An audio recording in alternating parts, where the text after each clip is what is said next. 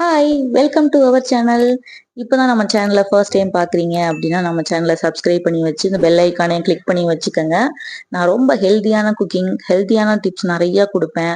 நல்ல healthy food நிறையா cook பண்ணி நம்ம சேனலில் அப்லோட் பண்ணுவேன். கண்டிப்பாக உங்களுக்கு யூஸ்ஃபுல்லாக இருக்கும். நம்ம சேனலை ஃபாலோ பண்ணி வச்சுக்கோங்க. இன்னைக்கு பார்த்தீங்கன்னா கேழ்வரகு களியும் கொண்டக்கடலை கத்திரிக்காய் புளிக்குழம்பு தான் வைக்க போகிறோம். இதுக்கு புளி கரைச்சி வச்சாச்சு, காய்கறியெல்லாம் கட் பண்ணி வச்சாச்சு. அதே மாதிரி கொண்டக்கடலை பாயில் பண்ணி வச்சுட்டேன். தேங்காய், சீரகம், அப்புறம் கொஞ்சம் சின்ன வெங்காயம் போட்டு மசாலாவும் அரைச்சி வச்சாச்சு. புளிக்குழம்பு செய்யலாமா? அதுக்கு ஒரு பாத்திரத்துல நல்லெண்ணெய் விட்டுக்குங்க. நல்லெண்ணெய் தான் புளிக்குழம்பு நல்லா இருக்கும். நல்லெண்ணெய் விட்டுக்குங்க. கொஞ்சமா கடவுளுந்தம்பருப்பு, வெந்தயம் போட்டு பொரிய விட்டுக்கலாம். வெந்தயம் கசந்துரும், ரொம்ப பொரியாம பாத்துக்குங்க, கருகி போயிடாம கசந்துரும்.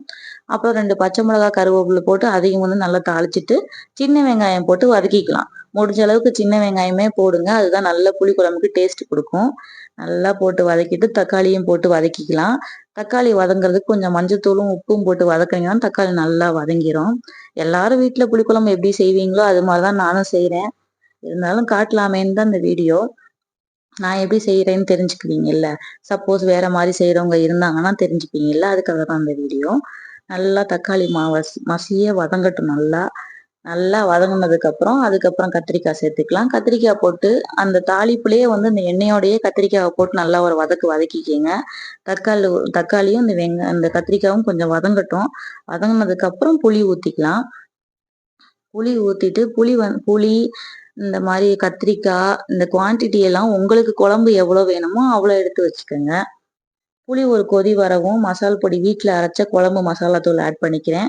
ஆட் பண்ணி நல்லா மிக்ஸ் பண்ணிட்டு ஒரு கொதி வந்ததுக்கு அப்புறம் பாயில் பண்ணி வச்ச கொண்டக்கடலையை ஆட் பண்ணிக்கலாம். நான் உப்பு கொண்டக்கடலையும் உப்பு போட்டிருக்கேன். ஃபர்ஸ்ட் தக்காளி வதங்கும் போதும் உப்பு போட்டேன். அதனால நான் ஃபைனலா பார்த்துட்டு போட்டுப்பேன். நீங்களும் அதே மாதிரி உப்பு கரெக்டாக செக் பண்ணி போட்டுக்கோங்க. மிளகாத்தூள் உங்களுக்கு வேணும்னா நீங்க போட்டுக்கோங்க. என்னோட மசாலா பொடியிலேயே கொஞ்சம் காரம் இருக்கிறதுனால தனியா மிளகாத்தூள் போடலை, நீங்க வேணா போட்டுக்கோங்க.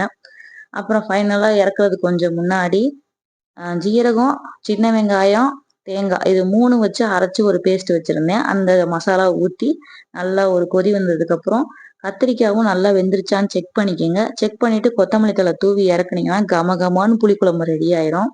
களிக்கு புளிக்குழம்பு தான் பெஸ்ட் காம்பினேஷன். எனக்கு எனக்கு அதான் பிடிக்கும். இப்போ களிக்கு பார்த்தீங்கன்னா நான் 1.5 டம்ளர் மாவு எடுக்க போறேன். அதனால 3 டம்ளர் தண்ணி ஊற்றி தண்ணி நல்லா பாயில் பண்ண கொதிக்க வச்சுக்கிறேன். தண்ணி நல்லா கொதிக்கட்டும். இப்போ மாவு 1.5 டம்ளர், ராகி மாவு 1.5 டம்ளர் அளந்து எடுத்துக்கலாம். கேழ்வரகு மாவை அளந்து எடுத்துட்டு இப்போ நான் தண்ணி ஊற்றி கரைச்சிக்க போறேன் இந்த மாவை. சில பேர் பார்த்தீங்கன்னா கொதிக்கிற தண்ணியில டைரக்டா மாவு போட்டு அப்படியே கிண்டுவாங்க. நான் அப்படி பண்ண மாட்டேன். ஏன்னா அப்படி போட்டா டக்கு டக்குன்னு அப்படி கட்டி கட்டியா கட்டி சேரும், அடியில பிடிக்கும், நம்மளால வேகமா கிண்ட முடியாது. இப்படி தனியா நம்ம மிக்ஸ் பண்ணி கரைச்சி எடுத்துட்டு அதுக்கப்புறம் ஊத்தி கிண்டினோம்னா கொஞ்சம் ஈஸியா இருக்கும். நான் இப்படிதான் பண்ணுவேன். நீங்க வேற மாதிரி எப்படி பண்ணுவீங்கன்றதை எனக்கு கமெண்ட்ல சொல்லுங்க. நல்லா கரைச்சிக்கலாம். கட்டி இல்லாம நல்லா மிக்ஸ் பண்ணி நல்லா கொஞ்சம் தண்ணியாவே கரைச்சிக்கோங்க. கண்டிப்பா 3 டம்ளர் தண்ணி பத்தாதுங்க. நான் ஒரு அளவா வச்சிருக்கேன். ஒவ்வொரு மாவு தந்தாப்புல தண்ணி டிஃபர் ஆகும். எதுக்கும் தண்ணி பக்கத்துல இன்னும் கொஞ்சம் தண்ணி கொதிக்க வச்சுக்கிட்டீங்க அப்படின்னா தேவைன்னா இடையில அப்பப்ப நம்ம சேர்த்து ஊத்தி நல்லா மிக்ஸ் பண்ணிக்கலாம். இப்ப பாத்தீங்கன்னா களி மாவு நல்லா கரைச்சிட்டு இந்த கொதிக்கிற தண்ணியில நான் உப்பு போட்டுக்கிட்டேன்.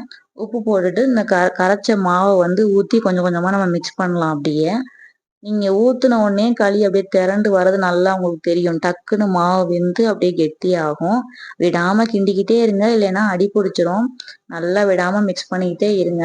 களி கிண்டுறது கொஞ்சம் கஷ்டம்தான், ஆனா ரொம்ப உடம்புக்கு ஹெல்தி. அடிக்கொருக்கா கண்டிப்பா சாப்பிடணும். அவ்வளோ ஹெல்தி கேழ்வரகு களி.